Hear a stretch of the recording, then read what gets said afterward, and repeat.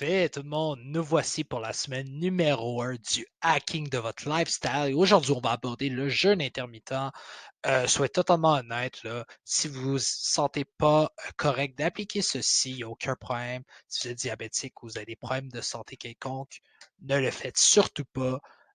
Puisque justement, ce programme-ci n'est pas pour empirer votre santé, mais au contraire, améliorer, perdre du poids et tout ça. Donc, c'est vraiment facultatif. C'est vraiment celui-là qui est le plus important qu'il faut faire attention. Parfait, fait qu'on se lance là-dessus. Jeûne intermittent facultatif. Donc, c'est quoi?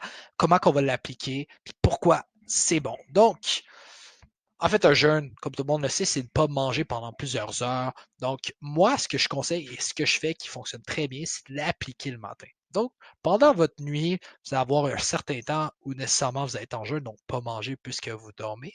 Puis justement, lorsque vous levez le matin, ben, vous ne mangez pas pendant plusieurs heures. Qu'est-ce que ça va faire? C'est que finalement, vous allez brûler plus de gras puisque vous n'allez pas avoir autant de glucides, on va dire, dans votre organisme qui va être utilisé comme source d'énergie première. Donc, ça va être vos gras qui vont être brûlés en premier. Donc, c'est vraiment plus efficace. Donc, moi, ce que je conseille, c'est un maximum de 5 heures, là, un jeûne intermittent. C'est trop difficile de diminuer ça. Euh, donc, ça peut indemner plus de gras. Personnellement, moi, je trouve que je suis plus focus durant cette période-ci parce que je travaille justement sur mon entreprise le matin, puisque j'ai pas fait de up and down lorsque le fait de manger puis que j'ai des glucides. Donc, je suis vraiment plus focus. Peut-être pour vous, c'est ça. Peut-être que non. Je crois qu'il y a certains trucs au niveau de la science qui prouvent ceci, mais c'est hors de mon champ, donc je peux pas prouver cela en ce moment. Pour prolonger au maximum là, votre jeûne intermittent, que ce soit plus facile, vous ressentez moins la faim, excusez, là, je déplace mon visage, c'est de boire au maximum de l'eau, du café ou du thé. Le café va vous permettre justement d'avoir un peu de caféine pour vous booster.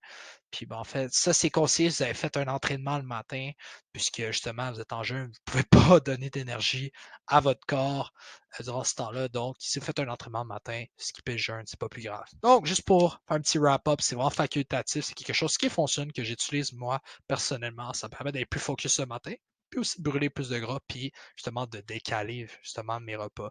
Donc, des fois, qu'est-ce qui arrive, c'est que des journées, je mange seulement 2 repas, parce que je ne suis pas très physiquement actif cette journée-là puisque justement, je viens de décaler mes heures. Donc, si par exemple, je me lève à 5h30, ce qui est une heure pour moi le matin que je me lève souvent, et puis que je déjeune, on va dire, à 10h30, mais il est quand même tard dans ma journée, puisqu'on considère que je vais me coucher à 9h, donc je peux prendre peut-être 2 collations de mes 2 repas. C'est juste pour vous donner une idée pour justement diminuer vos calories, puis aussi focuser à brûler plus de gras.